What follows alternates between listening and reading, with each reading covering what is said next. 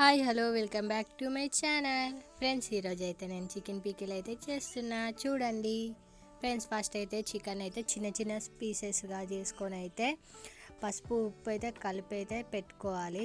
తర్వాత అయితే ఇలా ఇంగ్రీడియంట్స్ అన్నీ అయితే కలిపి అయితే ఫ్రై అయితే చేసుకోవాలి.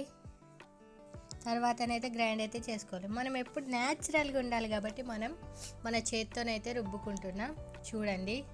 అల్లం వెల్లుల్లి పేస్ట్ అండ్ మసాలా అయితే పక్కకైతే పెట్టేసుకున్నా. ఇప్పుడైతే కడాయి తీసుకొని అయితే దీన్ని అయితే వాటర్ అయిపోయేదాకానైతే ఫ్రై అయితే చేసుకోవాలి. తర్వాత ఆయిల్ వేసుకొని ఆయిల్లో కూడా మంచిగా గట్టిగా పీస్ అయ్యేదాకానైతే మనమైతే మంచిగా వేగేదాకానైతే ఫ్రై అయితే చేసుకోవాలి. చేసుకున్న తర్వాత అల్లం వెల్లుల్లి పేస్ట్ వేసిన తర్వాత ఇవి వేయాలి. ఇవి వేసిన తర్వాతనైతే మనం నూరు పెట్టుకున్న మసాలా అండ్ కారం ఉప్పు అయితే ఇలా అయితే వేసుకొని అయితే మిక్సింగ్ అయితే చేసుకోవాలి. చేసుకున్నాక ఒక లాస్ట్కి అయితే నిమ్మకాయ అయితే వేసుకోవాలి.